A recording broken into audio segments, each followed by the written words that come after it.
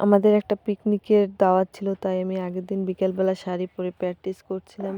আমার মেয়ে রুমটাকে কি করে রেখেছে দেখেন, পুরো রুমটা খেলনা দিয়ে ভরে রেখেছে, সে খেলনা দিয়ে খেলতেছে। আমি এবার সুন্দর করে রুমটা, পরের দিন আমি এবার সুন্দর করে রুমটা একটু ঝাড়ু দিয়ে নিলাম, রুমটাকে সুন্দর করে গুছিয়ে নিলাম, কারণ আমি আমার বাবার বাড়িতে যাব পিকনিকের জন্য, পিকনিকের দাওয়াত ছিল, তাই আমি রুমটাকে সুন্দর করে সাজিয়ে গুছিয়ে রেখেছি। দেখেন আমার রুমটা কি সুন্দর করে গুছিয়েছি, দেখেন আমার রুমটা কি সুন্দর লাগতেছে। আমার কাছে রুম গোছাতে খুবই ভালো লাগে, তাই আমি সবসময় ফিটফাট থাকি, রুমটাকে সুন্দর করে গুছিয়ে রাখি। আমার কাছে রুম সাজাতে গোছাতে খুবই ভালো লাগে। সব কিছু কত সুন্দর করে পরিপাটি করে রেখেছি। বেশ সুন্দর করে ঝাড়ু দিয়ে নিলাম, তো বাসি কাপড় ছিল সেগুলো ওয়াশ নেব। তারপরে আমি আবার দেখি আমার রুমের ফাইনাল লুক। এই যে আমার রুমের বেডটা কি সুন্দর করে আমি গুছিয়ে রেখেছি, ওয়ারড্রোবটা কি সুন্দর করে গুছিয়েছি, দেখেন রেকটা কি সুন্দর করে গোছানো। সব কিছু সুন্দর করে গুছিয়ে রাখলে আমার খুবই ভালো লাগে। আমার রুম সুন্দর করে গোছানো থাকলে আমার নিজের কাছে খুবই ভালো লাগে। এই যে সব কিছু আমার ফিটফাট গোছানো। এখানে শাড়ি বের করে রেখেছি, এখানে সাজান গোজন বের করে রেখেছি। আমি সাজ করে বাসায় আমাদের বাবার বাড়িতে যাব, তাই সব কিছু গুছিয়ে রেখেছি। তারপরে এই কাপড়গুলো শুকাতে নিয়ে যাব এখন। তারপরে আমি হালকা কিছু ভাত ডিম দিয়ে ভাজি করে নিয়েছি। আমার বাবু নিচে বসে খেলা করতেছে।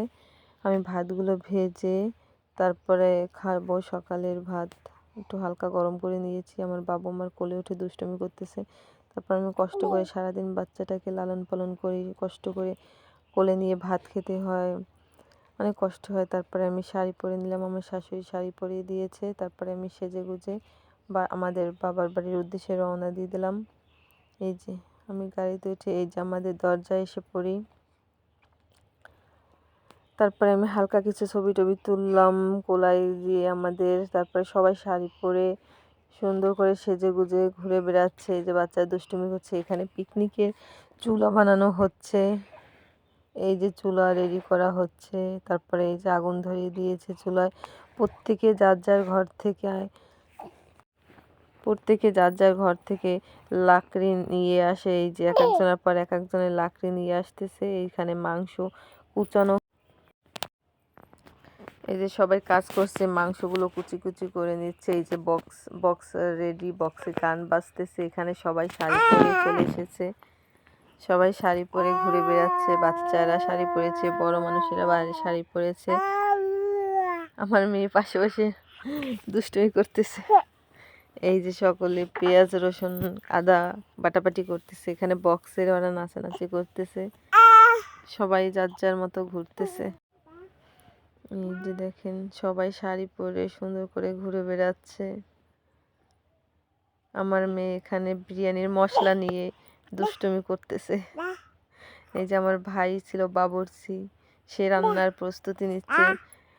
এখানে বাচ্চারা মোবাইল দেখতেছে। এই যে সবাই নাচানাচি করতেছে, রাত হয়ে গেছে, সবাই নাচ গান করলো। আমরা এই দিনে খুব মজা করেছিলাম। এই যে সকলে নাচতেছে, প্রথমে ছোটরা নাচে, তারপরে বড়রা সকলে মিলে নাচে। খুবই মজা হয় আমাদের এই পিকনিকটিতে। এই যেখানে রান্নার আয়োজন চলছে, এক পাশে অন্য পাশে নাচ গানের ব্যবস্থা রয়েছে। আমার ভাই রান্না করতেছে বিরিয়ানি, আমার ভাইয়ের হাতে রান্না খুবই মজা হয়। এই যে সবাই নাচানাচি করতেছে। যে এখানে বিরিয়ানির প্রসেসিং চলতেছে, এই যে রান্না বান্না চলতেছে, মশলা কষানো হচ্ছে। সবাই এবার পাশে বসে একটু আগুনের তাপ নিচ্ছিল। এই যে এখানে 51 জন পিকনিক করি আমরা, সবাই 51টা বাটি এখানে থাকে, সবাইকে এই যে ভাগ করে দিয়ে দিচ্ছে। 51 জনকে প্রত্যেককে এক এক বাটি ভাগ করে দেয়। শসা টমেটো গাজর এসবও দেয় প্রত্যেককে, এক একটা ডিম। এই যে প্রত্যেককে ভাগ করে সব কিছু দিয়ে দিচ্ছে।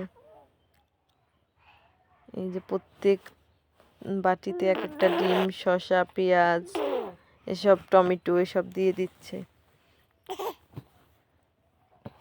এই যে এই যে যার যার থালা শেষে নিয়ে যাচ্ছে।